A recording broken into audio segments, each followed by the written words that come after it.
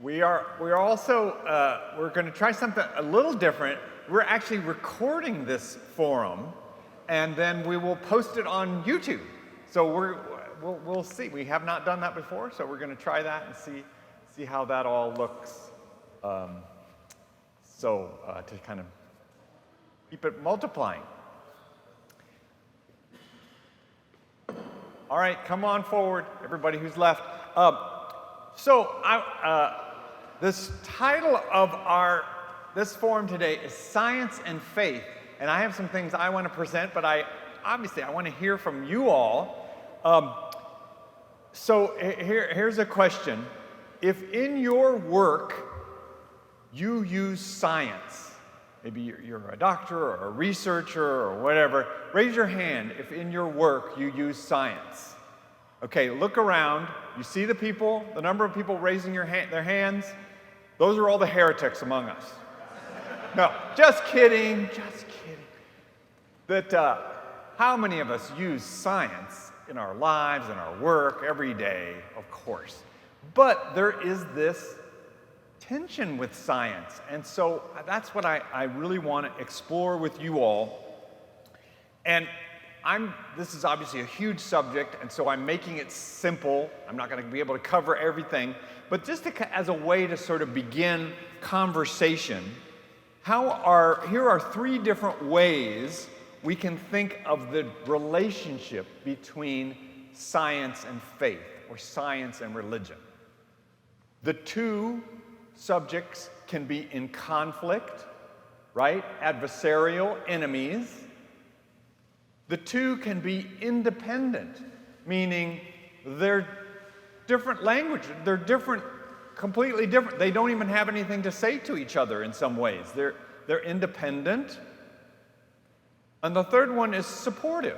How is there harmony? How do you have science and faith be something that actually can work together beyond just, independent parallel disciplines? Okay? So I want to look at these three and just explore these, and then some examples, and maybe you all can help me think through, well, how would that be if they were in conflict or independent or supportive? We can talk about that. So when you start with the conflict one, the most obvious historical example is Galileo, right? In the 1600s, Galileo, following Copernicus, he got a hold of a telescope and was, looking. He saw mountains on the moon, and he wrote and said, actually the Earth goes around the sun. And if you go into all the details, at first the Pope was actually supportive. It was, a theory, but then it got kind of mixed up, and the church felt threatened. And so Galileo, this brilliant scientist, he was condemned, put under house arrest. Everything that said that Earth goes around the sun, the church was too threatened by it. That's not the way faith is. That's not the way we're supposed to believe, right? So just that kind of embarrassing moment in our history about the church fighting against science, obvious science and advancement. Another kind of obvious one in America is the Scopes trial, right? The so-called Scopes monkey trial, 1925, if you know this story. In Tennessee, they had a law against teaching evolution. And so Scopes, in order to try to push the legal system, it was brought to trial, right? And it was really faith against science in a courtroom, right? And he was actually found guilty, ultimately, but because he did break the law. So, you think, oh my gosh, 1925, they were fighting about that. Yeah. He was a science teacher who taught evolution, and that was against the law. So, Clarence Darrow, William Bryant. So, you think, oh, well, how could that happen today? I'll tell you a story.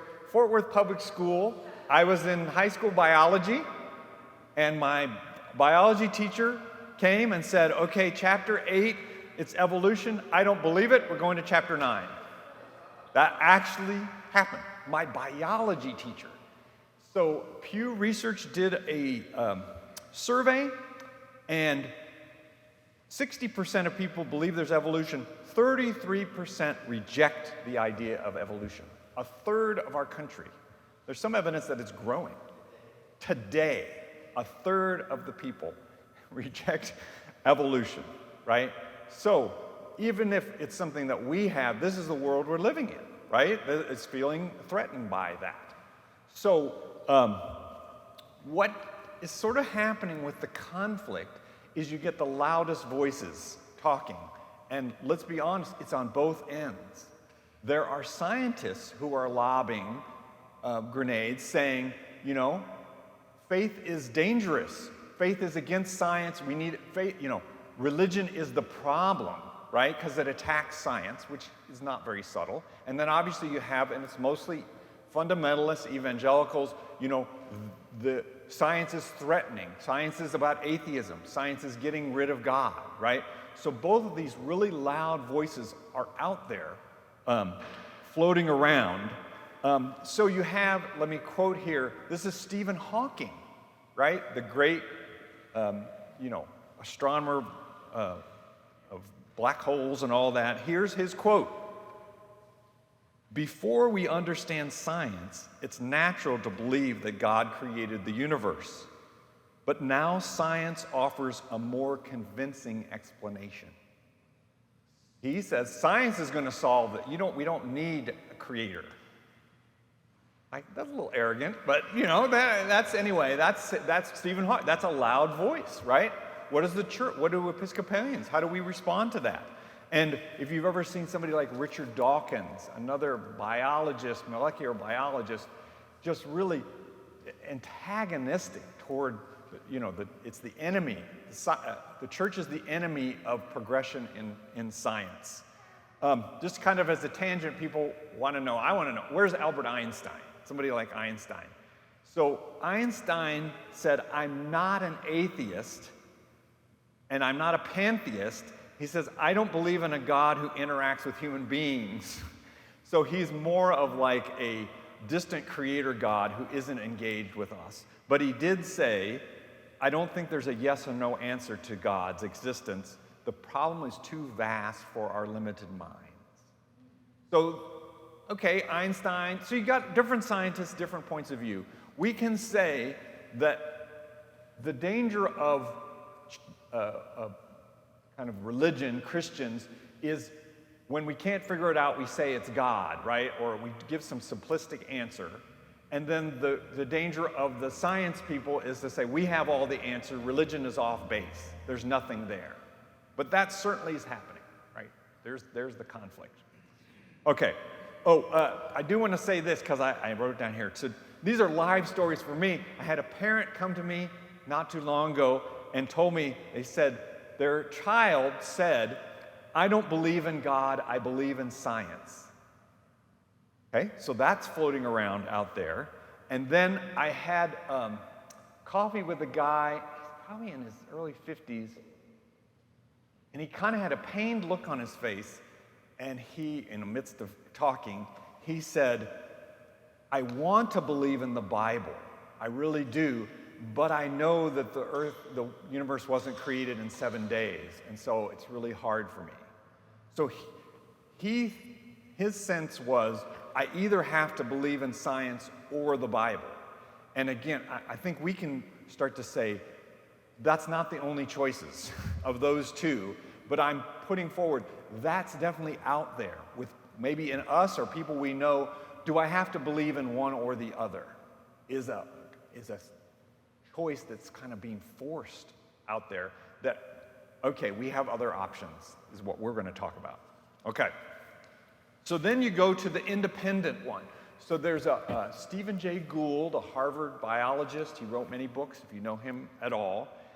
He put forward a theory. He calls it non-overlapping magisteria, meaning religion has its sets of truths and science has its sets of truths, and they don't overlap.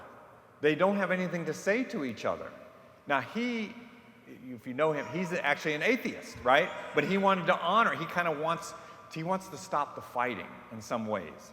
Do they have nothing to say to each other? They're independent? Okay, that's another theory. I think this one starts to be helpful when we say, there are some ways we can say science is about the how and faith is about the why. I think there's some truth there, that science can describe things, but maybe is not as good about talking about why it happened. Why does the world exist, but could describe the world? Okay, but that, again, do they have not as much to say to each other? So, Joe was just mentioning an Anglican priest scientist named John Polkingham. So let me quote from John Polkingham. So this is more Anglican, right? The Anglican Episcopal point of view is the Bible contains all things necessary for salvation. That's what we say. You don't need more than what's in the Bible. But, he says, it contains everything necessary for salvation, but it doesn't contain all necessary truths about everything else. So here's his quote. The Bible, including Genesis, is not a divinely dictated scientific textbook. We discover scientific knowledge about God's universe in nature, not in Scripture. Okay? So that's a start to be a way out. What is the Bible? Is the Bible a reliable source for biology and astronomy? Is it even trying to be that? If it has to be, then we're going to have some problems, right? But it doesn't have, are those completely separate? That's a good question, right? So just try on that Anglican way of looking at the Bible as independent, right? Science is here and the Bible's here, and the Bible really doesn't tell us about science and is not meant to, okay? And here's another story. Now, maybe this gets too extreme. So I had a college friend who was in petroleum engineering. He went on to become a petroleum engineer, right? And I would have talks with him, and he was a Southern Baptist. And he said, yes, the world was made 6,000 years ago. And I am saying, you're a petroleum engineer. There's oil. And it was the trees and the swamps. And he was like, I don't want to think about it. Right? That's maybe too independent, right? How could you, even to my mind, it would hurt your petroleum engineering if you didn't know that there were layers of geology. If it was, or even that notion that the fossils are planted there to kind of trick us into thinking, do we trust the Bible or not, or whatever. Okay, but anyway, so independent, how independent are we going to turn off our brains about those? Okay, so then you go to the supportive model. And this is, of course, I think the one we want, and we want to be true to how this is done. So you take other people. So I don't know if the name Roger Bacon would ring a bell. Roger Bacon in the 1200s was English. He was a monk, a Franciscan monk, and he is the person that has been designated who began the scientific method, right? He's the one, he experimented in optics and gunpowder, and he says his faith helped him to try to do these things, right? It wasn't in conflict that he could be a scientist and a believer. He could see more about that. So you go way back in the 1200s, and then you go to today. I just had a conversation with Pan Conrad, who's a good friend of Connie's. Pan Conrad, she actually did something at the summer camp last year, if any of you are there. Pan Conrad is a NASA scientist and an Episcopal priest, right? An amazing NASA scientist and an Episcopal priest. So she, holds that together. I was talking to her about the subject, and she, she's like, well, they're both ways of knowing, and the way she describes it is, you know what, scientists work on faith a lot. You try things out. We don't know the answer. We're going to explore it. And she sees them not as different, and of course can live together, right? So this is something that can be done. Isaac Newton, other people of faith have been scientists all the way along. And then you get, how can they even support each other? So Psalm 19 starts, "The heavens declare the glory of God. The skies proclaim the works of God's hands." So are there ways to explore nature fills us with wonder and awe of God's creation? To learn more about how the plants grow can make us say, "Wow, God, you're amazing." Now, that's not always an easy leap to make, but I think is an interesting one, right? That can those inspire each other? Here's another quote. This is Louis Pasteur said, "A bit of science distances us from God, but much science nears one to God." So he's saying the more you know, and the astronomers who look at the stars and feel this sense of wonder and awe, is that a kind of religious experience that people could start to get into? Okay?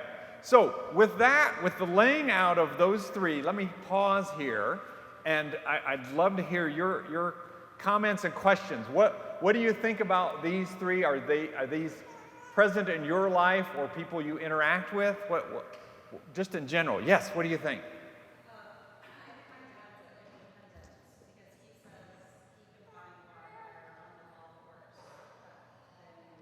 Okay.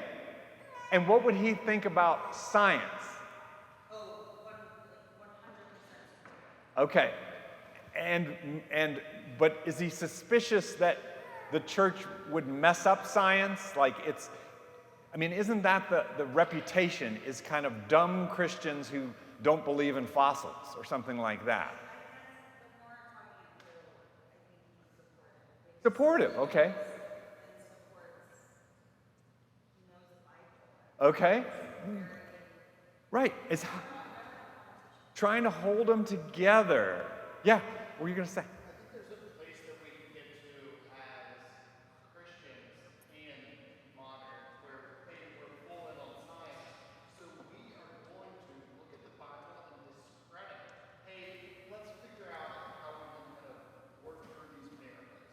Yeah. Maybe just didn't really walk on the water, so we're going to cut that out, much like Jefferson did. Right? Yeah. So we're leaning so far into our modernity that we're taking away mystery. So he's saying, when could the church or believers sort of be so scientific that some of the wonder in Scripture or miracles, and again, I don't want to go on a tangent, but even take something like the definition of miracle. If the definition of miracle is it's a violation of science, then you kind of built in, well, either science gets violated, laws of nature, or there are miracles. I don't know, the way most people talk about miracles, like a newborn child being a miracle. Well, that is not against the laws of science, or somebody who experiences a healing or an insight. It feels like a miracle. So all those, it's how we use language. Mm-hmm. Yeah, what were you going to say? But the science people get themselves in trouble sometimes. Boltzmann was a particle physicist. The Higgs boson, remember that, took 50 years to be discovered in the particle physics. And it was predicted from mathematical equations, where most of these are. And when they were being interviewed in some of the early investigators, they say, "We have faith that it will be found." We have faith that it would be found. Why do you say I should use this. Why do you say that scientists getting in trouble then? That sounds right. That sounds like faith. They're saying, it's kind of like Pan is saying, science at its best says we don't have the whole answer right now. If something new comes in, we'll change our point of view. Well, that seems very flexible rather than we have the whole answer, right? How about anybody else? What do you think of science and faith? What you going to say? Yeah. Oh, wait a minute. Is this on? Oh, try that. I've always thought of it as them being complementary. it's like when I taught Sunday school and I was teaching the kids about Easter being a season, and one of them said to me, but the Easter bunny only comes on one day. So if it's a season, shouldn't the Easter bunny come every day? And I was like, oh, maybe these are different stories, but they're still Easter stories. So I think of science and faith as telling different parts of the same story. And so, of course, I don't take the Bible literally, because if I did, I would have to say that science was in conflict with faith. So yeah, complementary is a good word. Harmony, maybe. How much they interact it's a good question. So what I want to do now is I want to go through some examples and try these on. And I think the goal is to actually think through each one without judgment. Let's try and do that, right? Even if we disagree, oh, this doesn't seem in conflict, just try it on. Why would that be in conflict? Okay? So I have 4 examples that I can think of, and I'll do the first one, and we can go through these others. So take a subject like archaeology, okay, the science of archaeology. How would that be in conflict, the science of archaeology, with faith? When I was in seminary, we read a book on the Old Testament from an archaeological point of view, and one of the ones that jumped out to me was they said that when, Moses and the people of Israel came into Canaan, the judges and, Joshua and Judges are filled with attack and destroy of all these, and Jericho, they go around Jericho and all. So they do all this archaeology, and from this person's point of view is none of that happened.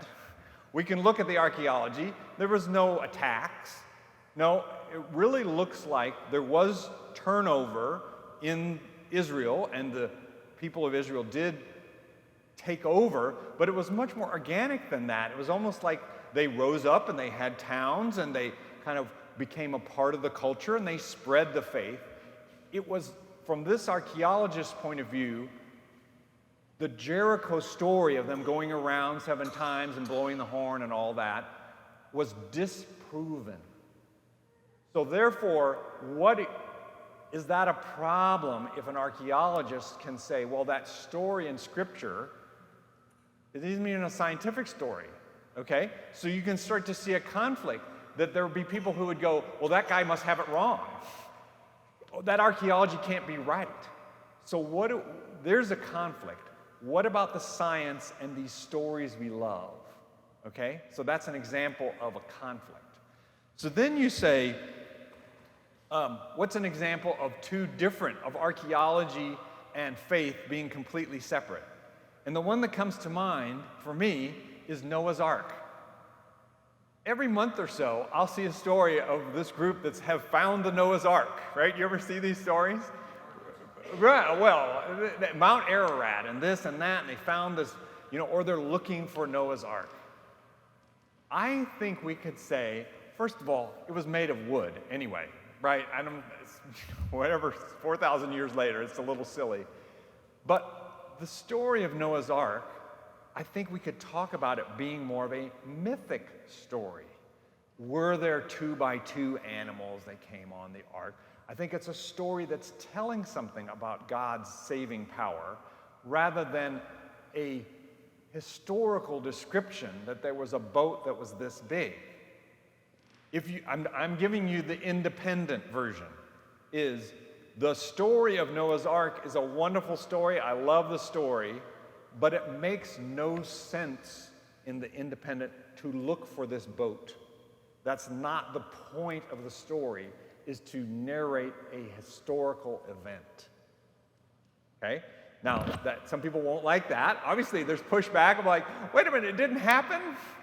But I think if you start, you even have started to see, I'm sure you've seen people trying to calculate how big a boat it would be to get all the beetles and all the, orangutans and everything on board. And what are you doing? That's not the point of the story, is that it's a historical story. They're independent, okay? So then you would say, well, how could archaeology actually support, if it could be in conflict or it could be independent? There are lots of examples, but in 1993, they found at a tell, they found it was a big rock that had name, and in the rock it said, the House of David. And they found it and dated it to 870 BC, right? So, and this was not carved out by the people of Israel. This is by an enemy, right? So, did David exist? Well, it seems like it, right? If they're using the name David, the House of David, now does that prove David? Does it say anything about David? No, but if somebody were to start to say, oh, David didn't exist, oh, there's some evidence. Sure. And they found in 2 Kings, they talked about digging a well, a tunnel, because they were being invaded by the Assyrians. There's a whole story about this tunnel that was dug under to get to this spring so the people of Israel could withstand a siege. Well, they found the tunnel. They found the tunnel, and in the tunnel, there's actually inscription about that they dug it out. And, so here are moments where this story is actually confirmed by archaeology, which is kind of wonderful. They didn't just make up the story. That is something that you can find. Okay? So that's an archaeology. We're going to try that. You can see, could it be some conflict? Potentially. Could they be independent? Sure. Could it be supportive? Okay. So I'm going to try this. So let's take the theory of evolution, that not only human beings, but all life began from, the earliest bacteria or whatever it is, 4 billion years ago, and evolved to life today. Okay. So put on your hat, your fundamentalist hat, for just a moment. And why would that be threatening? I want to hear if you thought, why? Let's be logical for just a moment. Why would that science be threatening to you? Come on, you can try it on. Yeah, what do you think? Why? Because it removes any hand of God in how we've come to where we are as a planet today. If it's all based on, nature and science, then where is God in that? You mean we got here because we're random acts of, scientific yeah. And when you get into survival of the fittest, that's not actually very pretty. There's a lot of, death going on to get to this place. That's reasonable, isn't it? Why else? Why would that be? Why would evolution? Yeah, why do you think? Yes, there's another one. And aren't we made in the image of God? How did this happen that we're in the image of God if it was just kind of random? It could have gone a different direction. Is that reasonable in this? Did we have to have 2 hands and even consciousness, whatever, right? Okay, so that's you're naming that. I don't know if even that feels a little. Boy, that could. How does that fit? Okay, so then try on independent.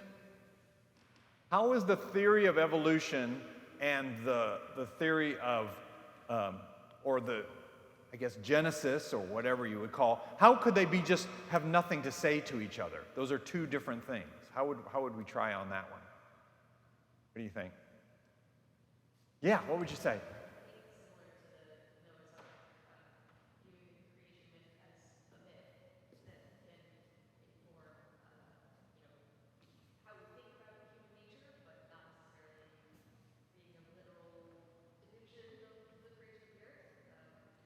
Exactly. You've got 2 different kind of creation stories in Genesis 1 and Genesis 2, and they're theological stories. They're not biological stories. Now, it's kind of wonderful that the dirt was there. We kind of are, made of dirt, but it's symbolism. It's not, and the scientific world could happen completely independent, and even they could have a breakthrough, they could find that we are connected with Neanderthals or not or whatever, and that would have nothing to do with the scripture story.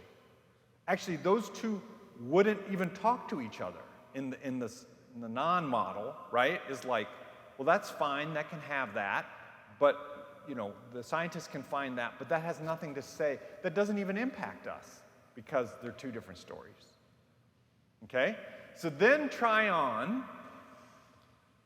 If you think about the theory of evolution and the way you understand the Christian faith, how could those be supportive of each other, in harmony with each other? What kind of words would you find? What do you think? Yeah, what would you say? Yeah, okay. Here, I'm gonna give you this so we can hear you.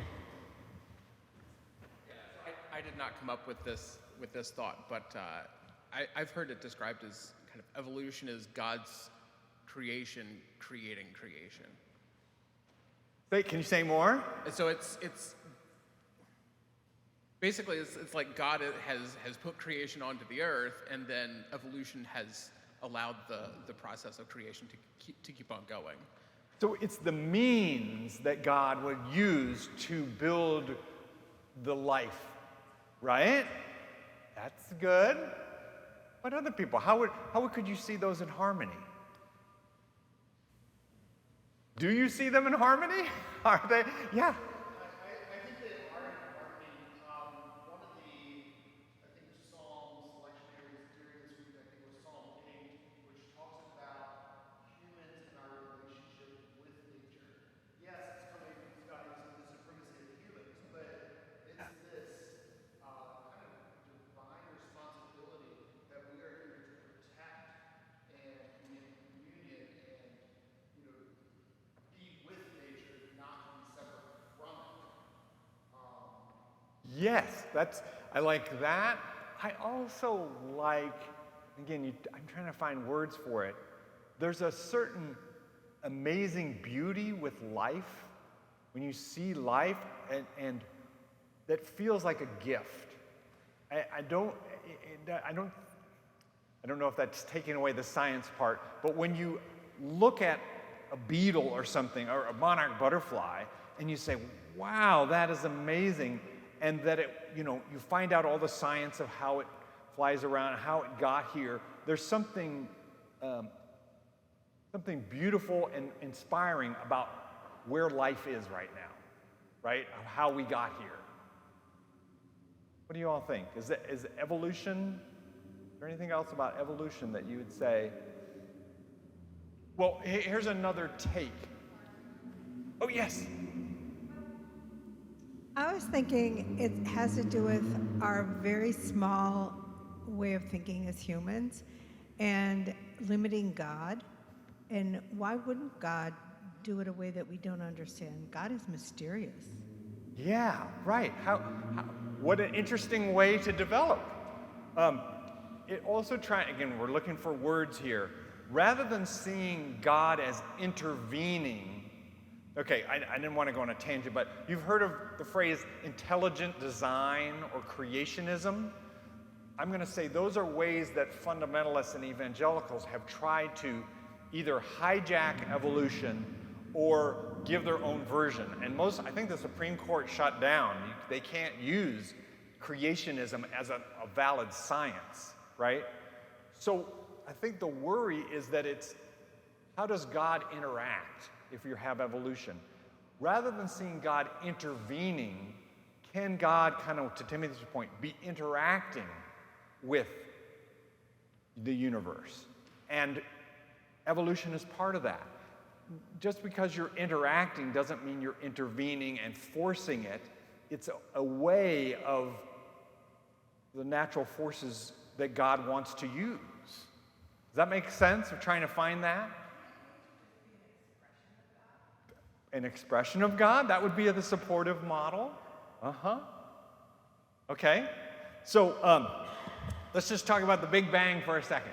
Okay, here's another one. When you get to the Big Bang, if you think, well, they have nothing to do with each other, I read that quote from Stephen Hawking as sort of like a scientist who says, I don't need a creator, right? We'll figure it out eventually. Okay, that would be the conflict model. And then the Christian model would be like, oh, science is, taking away God. When you look at, I don't know as much about the Big Bang, right? But this is a good one about why. Science can find the Big Bang all the way up to a microsecond before it happened 14 billion years ago, but it doesn't have anything to say about why there is anything. Why is there anything at all? It seems to imply a creator. So in that way, those two can kind of work together, right? The description of how it all happened, they're getting back to the last second, but there does seem to be a creator, because you look around and you see things. What do you all think? Do you feel like the Big Bang is a kind of a supportive faith perspective, or does that kind of challenge the notion, of God and Genesis? Yeah, what were you going to say? Big Bang was proposed by a Belgian Catholic priest Sure. who was also a scientist. Plenty of Christians behind that.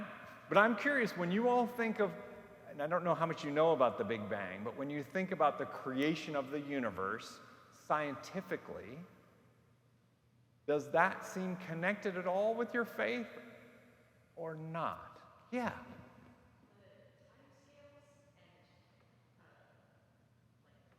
Miraculous nature of how we got from the Big Bang to 2 years is so incomprehensible that it reminds me of faith. And like if there, if God went point and like started the Big Bang and had any prediction of like what he was making, then that's incredible. I like that, and I don't know if you're starting to point to, and again, I'm going to say for me, part of the amazing way our universe is, if any little thing were different on the periodic table or electrons or whatever, or suns, we wouldn't exist, right? And there is some, and I'm going to use a word, it's miraculous how well it all works when you look at it, to me. Does anybody else? What do you all think? Joe, what do you think? Is it, when you think of the Big Bang, does that support your faith or challenge it? What do you think? Definitely supports. I mean, because I just don't know how we can get to where we are today, like biologically or cosmologically or whatever, without some kind of divine intervention at some point along the way. I mean, you could play out infinite versions of infinite Big Bangs that would terminate Yes. very early. Right. Because things don't align correctly. I mean, how do you get to this point? Like, and so at a certain stage, it's like, okay, I guess I can choose to believe that there's an infinite number of universes and an infinite number of failed bangs and an infinite number, but we got lucky in this one. I get There it is. it requires more of a leap of faith to believe that, for me at least, than to believe that that God is involved in this process, even though I don't think the process is the Earth was spoken into existence 6,000 years ago. So it's just, it's an easier faith to believe that there's a divine participation than to believe that we got really lucky many, many, many times over. So he's talking about, again, I don't want to split hairs because I can see both sides, but my sense is that it is made up the way it is, the way water is and suns and whatever, that allows life to exist seems almost impossible. It all had to work just right for us to have a sun warm enough, last long enough to have life, to have carbon and all that. The flip side would be, yeah, and if it didn't, we wouldn't be here. So is that, it did happen to work, is that lucky or grace? We, I can't conceptualize.